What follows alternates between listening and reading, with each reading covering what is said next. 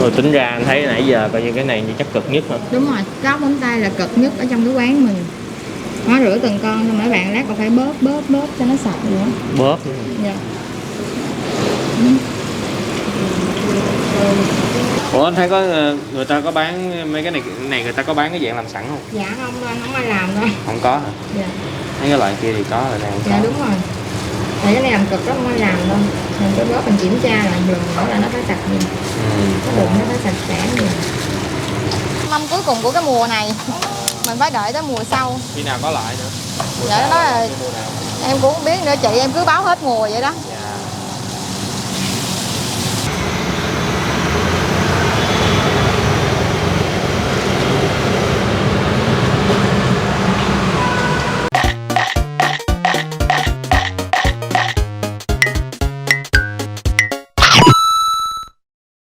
Chào quý vị khán giả, bây giờ là 8 giờ sáng, Phú đang ở trên đường Trần Hưng Đạo, quận 5. Mới vừa qua ngã tư Nguyễn Văn Cừ. Trời khá âm u, đi tới đây thì nó sáng sủa hơn rồi.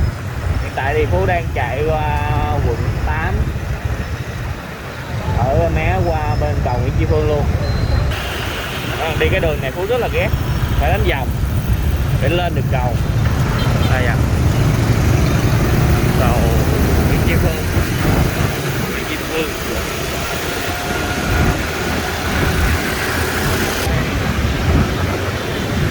Đường của chúng ta là đường Hưng Phú. Chúng ta sẽ không lên cầu Trấn Hưng nha mọi người, Chánh Hưng chứ. Đây, quẹo Hưng Phú.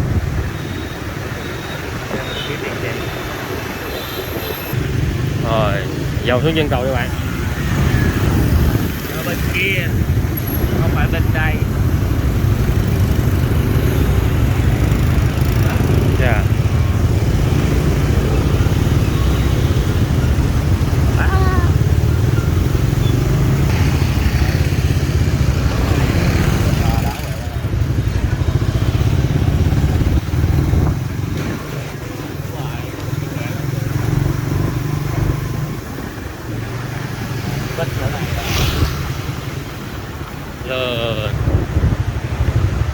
Mình từ bên đó mình vòng qua bên đây nha. Rồi em cũng thấy ngay đây. Nắng lên rực rỡ mà đừng mưa, vì mưa em không thấy đường về. Đang ngồi cù bơ cù bắp cả nhà. Xin chào quý vị khán giả, Gia Phú, Gia Mèo rất vui được chào đón cô chú anh chị và tất cả các bạn đã đến với BM Bus Travel. Hiện tại thì Phú đang ở ngay cái giao lộ cầu Nguyễn Tri Phương và cầu Chánh Hưng. Thì ngày hôm nay chúng ta sẽ ghé địa chỉ là 616 đường Hưng Phú, phường 9, quận 8 để thưởng thức bún Thái không có tên. Thì đây là một cái quán khá là chất lượng. Tuy là nhìn bên ngoài thì thấy đơn điệu vậy thôi. Quán sẽ bán từ 11 giờ trưa cho đến 8 giờ tối. Đây là các topping của quán đó. Nhưng mà nhìn sơ vậy thì mọi người chưa hình dung được đâu. Chúng ta sẽ xem cái sự cầu kỳ và cái mức độ công phu để làm bán của ngày hôm nay của cái xe như thế nào nha. Nhớ like, share cũng như là ấn vào nút subscribe. Cảm ơn cả nhà rất nhiều.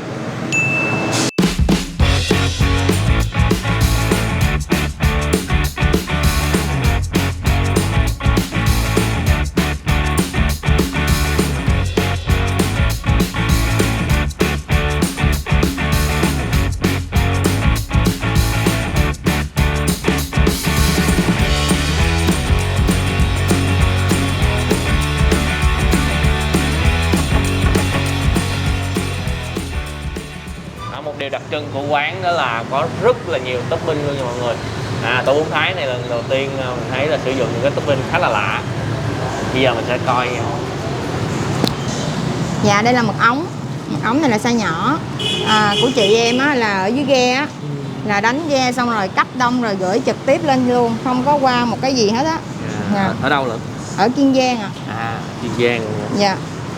Rồi cái này là bào ngư. Bào ngư này là bào ngư Nixi. Bào ngư nhập khẩu Nixi nha. Không phải là hàng ấy đâu. Là của nước nào Phụng? Dạ, bào ngư này là của Hàn Quốc á. Không, của công ty nhập khẩu là tên là Nixi. Dạ. Thứ đặc biệt đây nè. Đây là còi điếu. Còi điếu. Dạ nó là bây giờ nè là mình sẽ rửa sạch ra như vậy xong rồi mình sẽ đem đi xào. Xào hả? Con này ăn rất là giòn nha. Cái con này anh biết lâu mà anh chưa có ăn á. Dạ rồi. Ủa mà em quê ở đâu?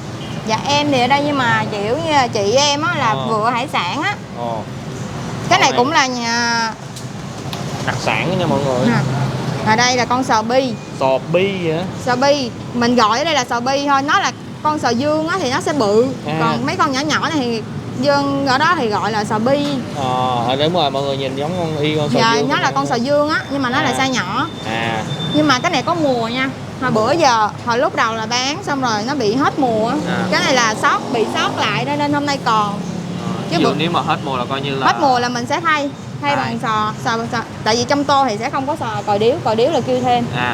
Bây giờ hết mùa mình sẽ thay bằng còi điếu. Rồi bây giờ cái này là sò lụa nha. Thịt ngọt lắm, rất ngọt. Ở nhà cũng là chị em là gửi là kiểu như luộc đồ này nọ xong mà tách thịt ra rồi gửi lên cho em vậy đó. Bây giờ mấy này là một lát hồi xào hết hả? Đúng rồi, tất cả các này mình chỉ là đang là rửa sạch thôi, một lát mình sẽ sơ chế. Ngoài ra thì ở đây có topping dành cho xu thế hiện nay. Dạ, đây là đậu hũ phô mai. Cái này là chả cá hải sản. Cái này là mấy bạn thích lắm.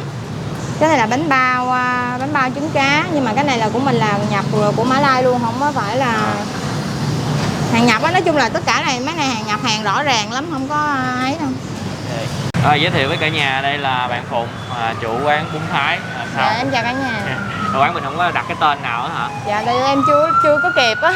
Dạ. Bây giờ là mình chuẩn bị mình sơ chế. Dạ đúng rồi.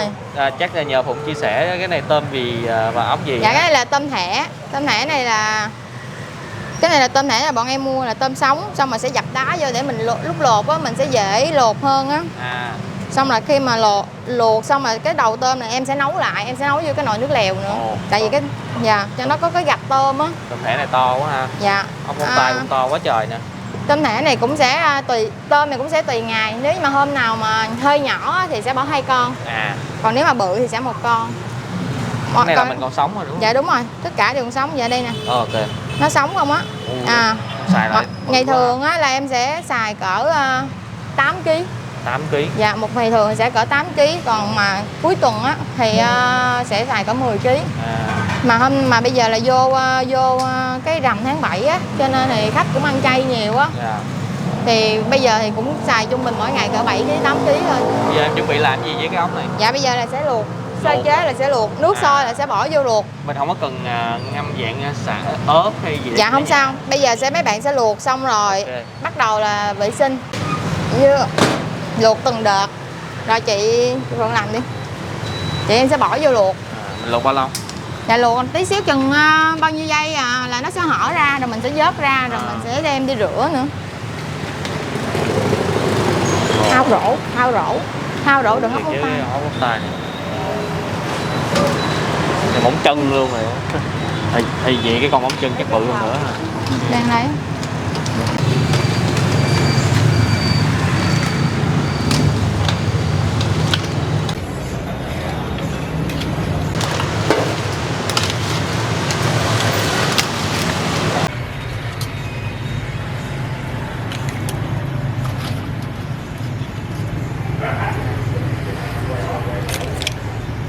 Wow, đây là khâu sơ chế ốc móng tay của mình đúng không?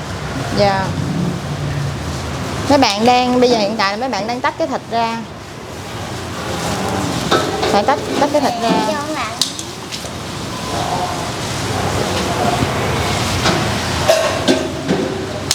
8 kg.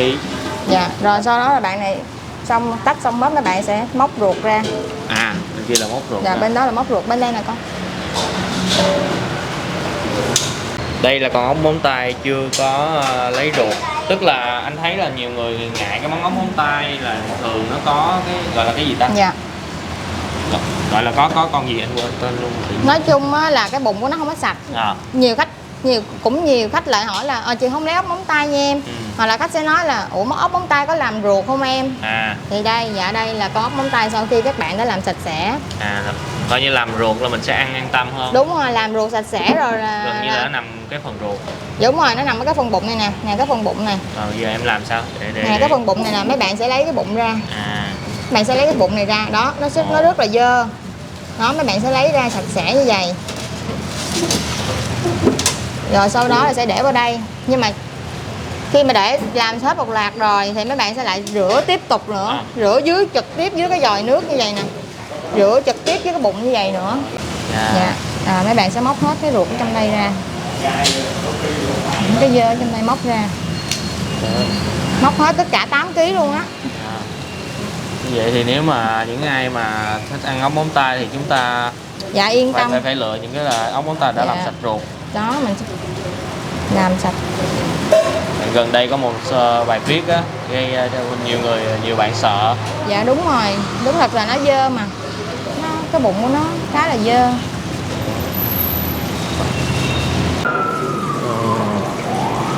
Rửa từng con vậy luôn hả? Dạ, Phụng đúng rồi, ha? phải rửa dưới vòi nước vậy á, nó mới sạch cái bụng ở trong.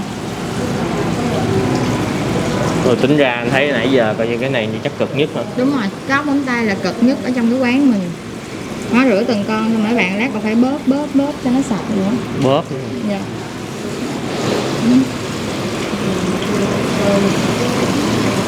Nó rửa vậy á. Rửa vậy nó mới sạch ở trong cái bụng, nhiều khi nãy mình bóp nó chưa có ra hết á. Nè. Đó, khi ốc móng tay mấy bạn đã rửa qua mấy bước rồi nó đã sạch như vậy. Rất là sạch.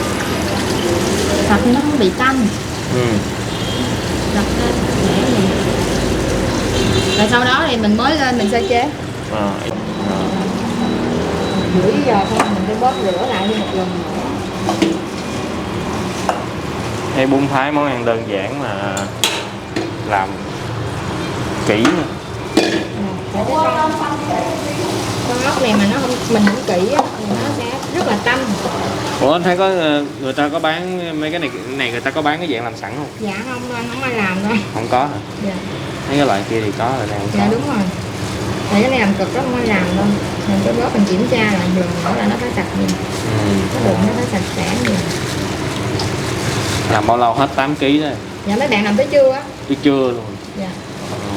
Cứ làm ra một miếng thì sẽ sạch sẽ, miếng nào thì đem ra cho em sơ chế miếng đó trước rồi bán trước, vậy đó cứ làm từ từ lên nhé.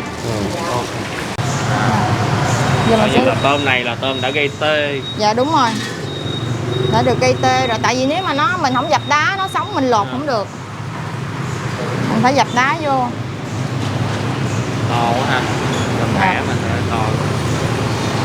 Cái này là em mua ở đây hay sao? Dạ cái này là mua ở Bình Điền, anh em làm dưới chợ rồi mua lên luôn. Mình sẽ luộc từng đợt.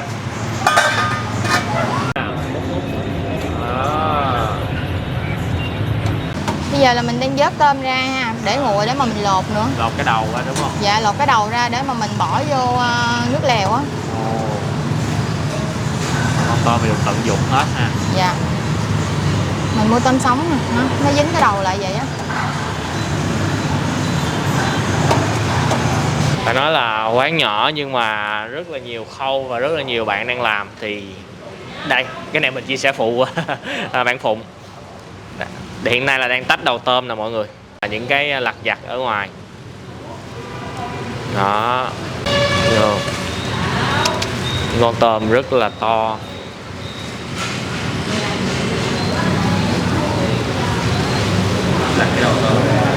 Một lát cái đầu tôm này sẽ được sử dụng tiếp.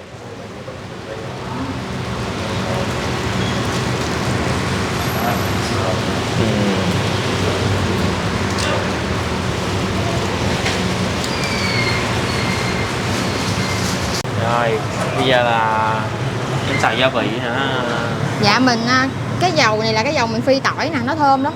Phi mấy cái tỏi á, mình lấy cái dầu lại để mà mình xử lý mấy con ốc này cho nó thơm. Đây là còi điếu.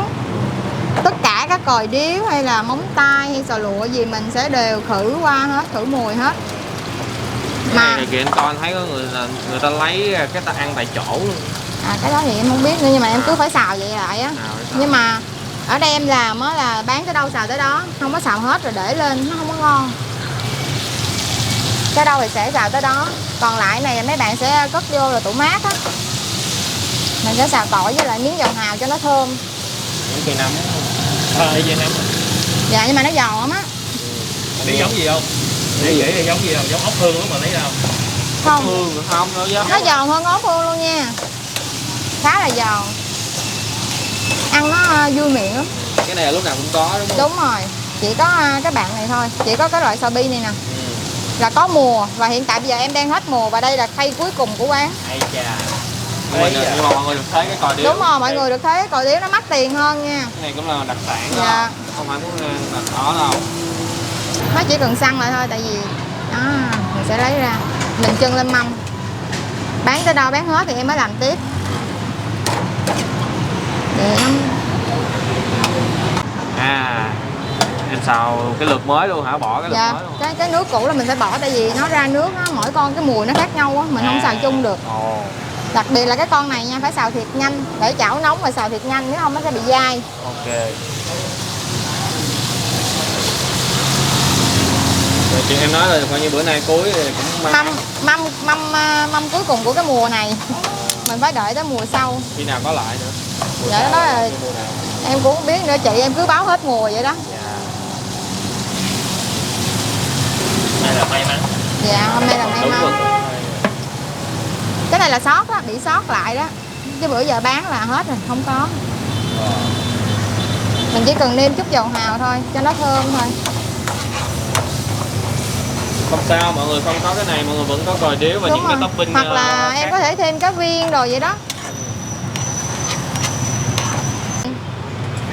Xào lâu là nó sẽ bị dai.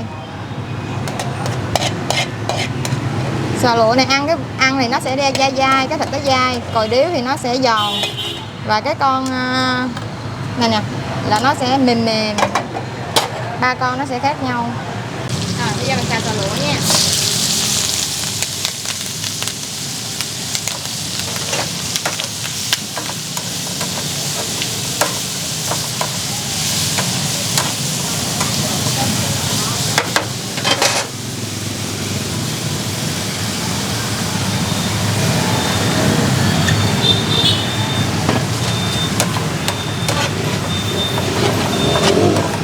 Rồi bây giờ mình xào tới móng tay nha.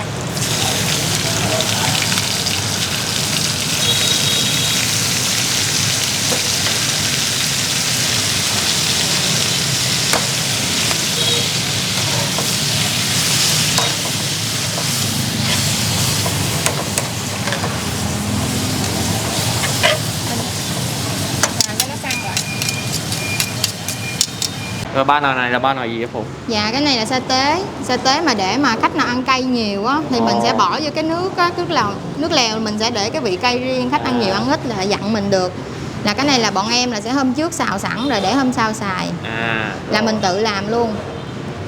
Rồi cái này là biết là anh đi quay luôn rồi đó. Dạ. Rồi cái này là nước me. Để chấm hả? Dạ đúng rồi, ở quán mình sẽ có 4 loại nước chấm và đây là một trong 4 loại, đó là me. 4 loại hả? 4 loại dạ. Đây là me, mắm me.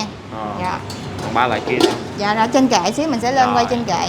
Qua Còn đây đây là cái nước cốt của cái nước lèo của mình. Em hầm cái này là để làm từ nhiều loại nguyên liệu lắm. Để ra được cái nước này. Xong rồi sau đó thì mình cái nồi hầm xương của mình á, sôi thì mình sẽ cho cái nước này vào. Cái cam là cái gì? Cái này là tương cà nè, tương cà của Jolimet á. Cà tương ớt này. Tương cà tương ớt, rồi mấy cái củ. Dạ đó. Riêng ha. Dạ đúng rồi. Dạ đây là xương ống. Xương ống này là em nhập của công ty CP.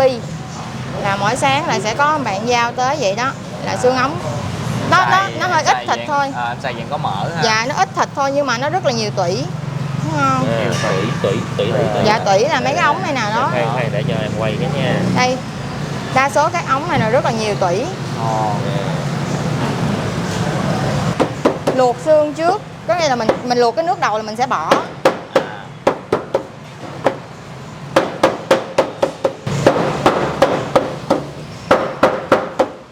Rồi, giờ mình sẽ cho vô nồi. Không cần đợi nước sôi đó, nước này mình cho vô là được rồi. Tí xíu nó sôi thì mình sẽ Bún Thái thì không có cần phải nướng gừng ha. Dạ không cần, tại vì trong tất cả các gia vị mình phải kể cả sa tế nó cũng đã có gừng, có sả rồi.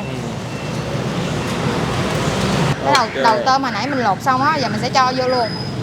Mình cho vô mình nấu, mình lấy cái gạch tôm. Trong nồi nước lèo của mình sẽ có lá chanh nè. Lá chanh nè. Dạ. Lá chanh. Xả. Rồi gừng, riềng. Rồi giờ là cái nồi xương sáng giờ mà mình đã luộc rồi. Ủa mà cái này em có học ai không? Hay là cái công thức của kiểu dạ của em? không. Tự chắc là có duyên á. Vô tình á anh. Rồi bây giờ là mấy cái xương hồi sáng này mình đã hầm cho cái nước này rồi, giờ mình sẽ bỏ vào đây. Rồi, Sorry. Tới câu chuyện không rồi. sao. Trúng chân mình đó bạn, không sao. Dạ. Đó. Thấy gì chứ nó ngon lắm. Lần đầu thấy bún Thái mà có bỏ đầu tôm vô. Tại vì lúc đầu không có bỏ đâu nhưng mà mình thấy nó uổng á. Cái gạch tôm nó nhiều á, cái mình bỏ vô cho nó thơm luôn. Cho nó ngọt nước á. Đó. Đó, đây. Đây là gấp lên một cái cho mình coi ha, cho Dạ. kỹ. Đó.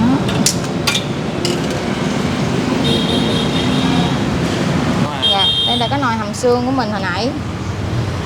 Đó. Rồi bây giờ mình sẽ pha cái nước Cốt nước đúng không? cốt vô, cái nước cốt của cái Thái vô. Rồi. Vô luôn. Rồi bây giờ mình sẽ pha vô. Nhẹ nhẹ, đổ mạnh, đúng rồi. Đổ sốt.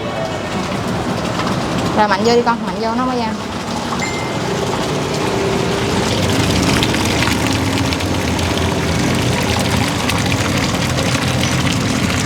Như là cái này là xong rồi, nước lèo rồi đúng không? Dạ mình nêm nhẹ lại một cái. Trong cái nước lèo này là nó có đường phèn rồi. Đường phèn là mình xào cái nước cốt này rồi. Giờ mình để thêm bao lâu nữa là bắt đầu bán được? Dạ cái nước này nó sôi lại là mình bán được rồi đó. Ok. Và để rồi bỏ cái nồi vô. Rồi ok. Cái này là cái màu của tương cà nè. Tương cà, tương ớt, Nó đang thơm cái mùi ớt rồi. cà chua. Dạ nó rất là thơm. Thường bún Thái là phải chua và cay ha. Dạ chua. Em không có thả thêm ớt vô hả? Dạ không. Tại vì thường là có mấy bé để cái sa tế riêng. Dạ để sa tế riêng á. Rồi khách thích ăn cay nhiều thì khách bỏ vô. Đó. Ok. Rồi trước mắt cả nhà là hoàn thành toàn bộ các topping của quán bún Thái. Bây giờ chắc là anh nhờ em làm cho anh cái tô đặc biệt nhất của mình là 57.000 đúng không? Dạ đúng rồi. Làm anh một tô đặc biệt đó và một cái topping là bầu ngư với lại còi sò điệp. Dạ. Cái đó em để riêng hả? Dạ đúng rồi, để riêng ngoài.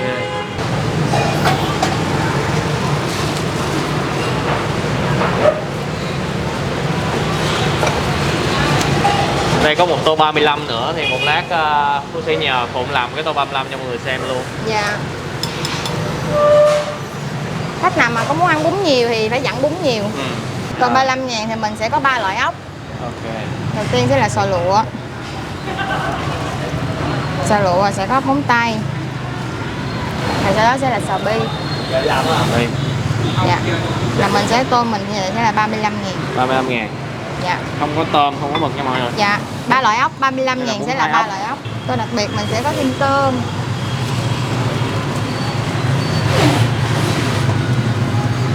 Tôm cũng là 3 loại ốc.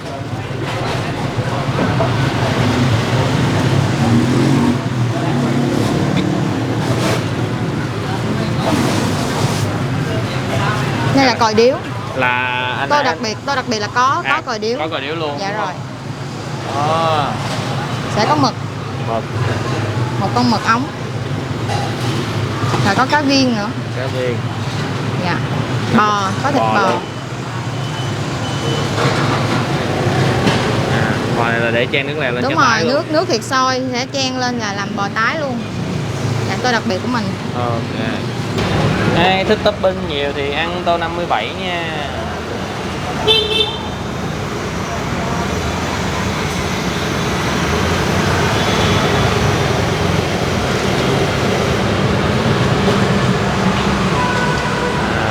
Ở đây thì rau có thể thấy thì rau muống không có để lên trong cái tô luôn, là em Dạ. trụng riêng ra cái dĩa đúng không? Dạ đúng rồi, mình sẽ trụng riêng ra cái dĩa.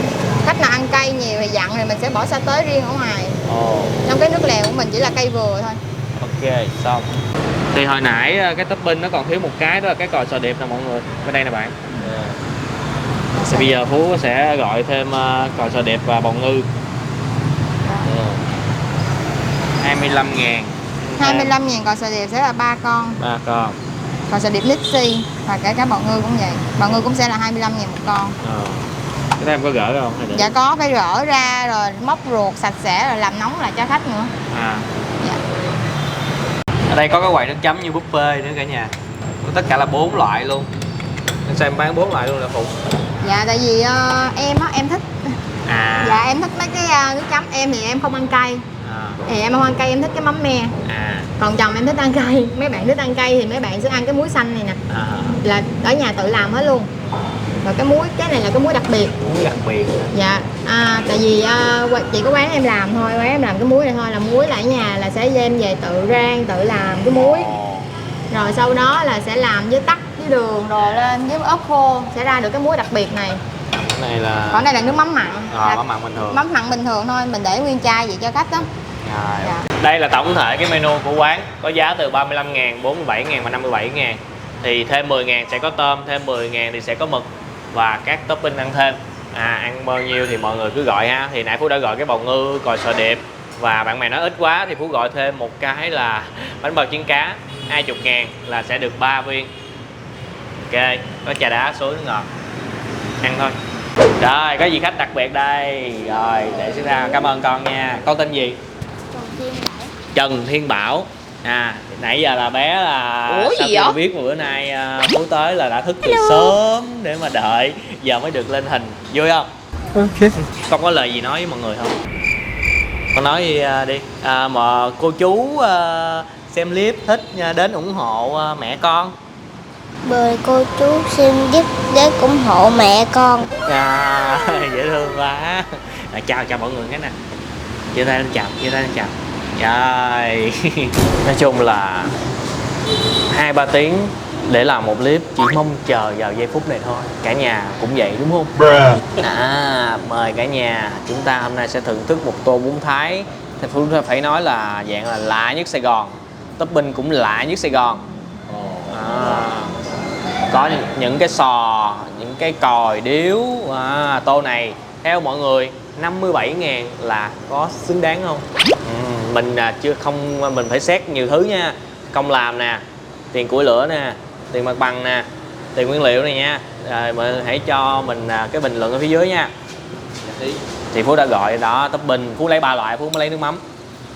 Rồi, Gia Phú xin mời quý vị khán giả, cô chú anh chị và tất cả các bạn, chúng ta cùng thưởng thức tô bún Thái. Húp nước trước. Nước lèo có thể thấy là nó trong mọi người.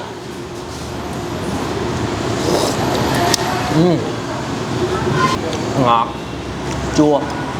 chua thanh và cái vị cay nó có nhưng mà nó chỉ tê nhẹ lửa thôi. Bây giờ mình cũng đã có cái chén sa tế nè. Nó không có nhiều độ cay, bỏ nhiều đi luôn. Hấp dẫn. Không dám trộn nha, chưa dám trộn. Giờ sợ xấu cái tô. Bây giờ là tới sa tế, có nước có sa tế nha. Nó cay, nó thơm hơn. Mà cái nước nó sao là nó đậm đà vừa phải đó mọi người. Thanh trên miệng mình.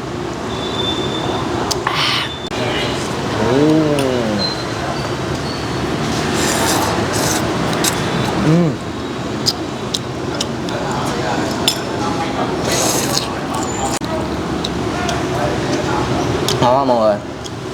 Giờ trộn hết lên cái gia vị. Đó.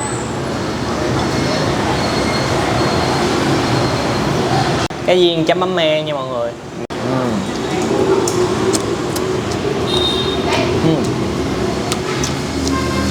Cái viên ăn ổn rồi, không ngon lắm nha mọi người. Bò chấm ớt xanh nha. Ớt xanh này thấy rất là nhiều xơ.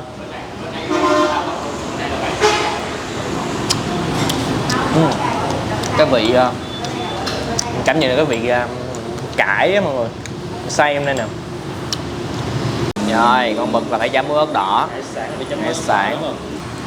Cái ớt xanh đó thì cũng thấy nó hăng cái vị ớt hơn. Chấm ớt sẵn luôn, hợp. Tươi.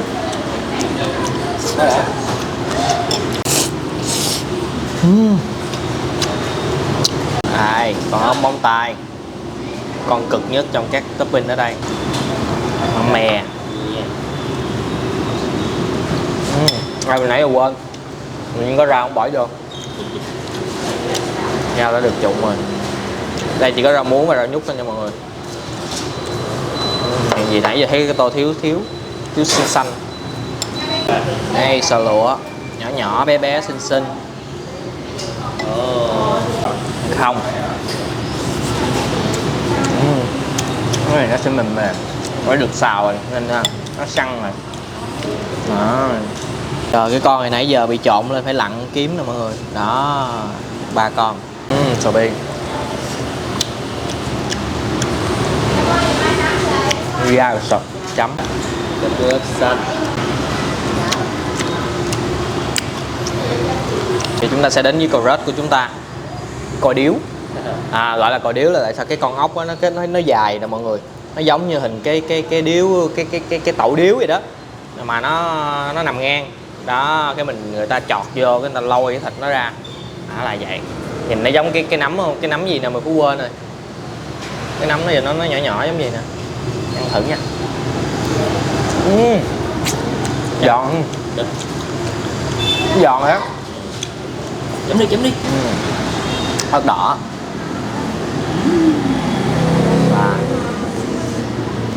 Xác định được không? Nó giòn nó có thể ăn giống cái gì nè. Ốc gai không? Không. Không giống à? Nó có vị ngọt. Ngọt của con ốc này nó cũng lạ mọi người. Ý không phải miêu tả nó giống dạng giống cái thịt khác á, chứ không phải là giống cái vùng hải sản. Cảm giác nhai nó đã lắm. Rồi xin được đi qua đây. Hồng ngư, còi sò điệp và viên hải sản. Wow, đó đi. Đó, bỏ vô đây. Viên này thì quá bình thường với mọi người. Viên hải sản. Cái này chỉ có Phú thấy là mấy bạn nữ nè, mấy bạn trẻ giờ thích ăn dạng những viên này, ăn buổi gọi. Đây, còi sò điệp to.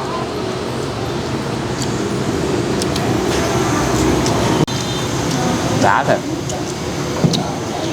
Miếng bào ngư nãy nhìn to ra, giờ nó săn lại còn chút xíu. Vậy Chắc các bạn. chấm muối ớt nha.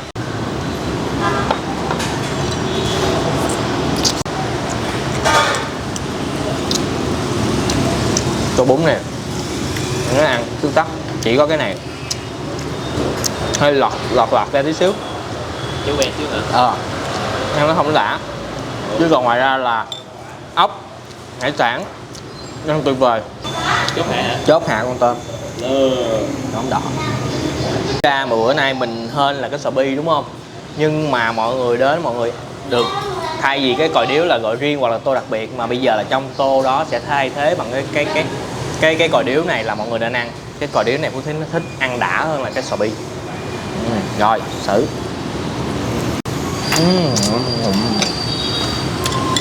Nước lèo ngon hơn. Lộn đi bạn, ăn đi bạn, lùi đi. Đó quá rồi.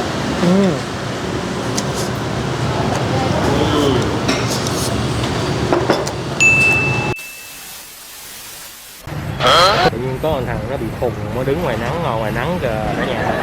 Cái thật ra tụi mình đang chuẩn bị quay cảnh cuối nhưng mà đang chờ cái quầy dọn tí xíu. Ok, mission complete. Nói chung là ngày hôm nay Phú rất là vui khi mà quay được một cái clip mà nó có nhiều bước như vậy để mọi người có thể hình dung cái sự vất vả của người nấu bếp, cũng như là chúng ta có thêm nhiều thông tin và cái cách xử lý những cái nguyên vật liệu. Mọi người có thể thấy ha, cái xe 4 thái này tuy là ở ngoài nhìn nó đơn điệu, chúng ta thấy nó cũng không bắt mắt hấp dẫn đúng không, nhưng mà khi mà xem clip rồi thì mọi người mới thấy là nó rất là chất lượng đúng không cả nhà. Giá chỉ từ 35.000 thôi. Và đặc biệt ngày chay ở đây sẽ làm không có bán, tức là làm cái tô bún thái chay để gửi tặng cho mọi người. Thì Phú sẽ hẹn một ngày Phú tới đây quay cái món bún thái chay này để chia sẻ cho cả nhà nha. Còn bây giờ thì chắc là phải đến lúc tạm biệt rồi. Ai ở gần quận 8 thì hãy nhanh chóng qua thưởng thức đi nha. Cái xe này mình nghĩ sắp tới sẽ rất là đông đó. Hải sản ăn topping rất là tươi luôn. Rồi, đừng quên một món ăn ngon sẽ ngon hơn nếu chúng ta thưởng thức cùng người thân, bạn bè và chia sẻ nó với tất cả mọi người. Xin chào và hẹn gặp lại cả nhà ở những clip hấp dẫn kế tiếp.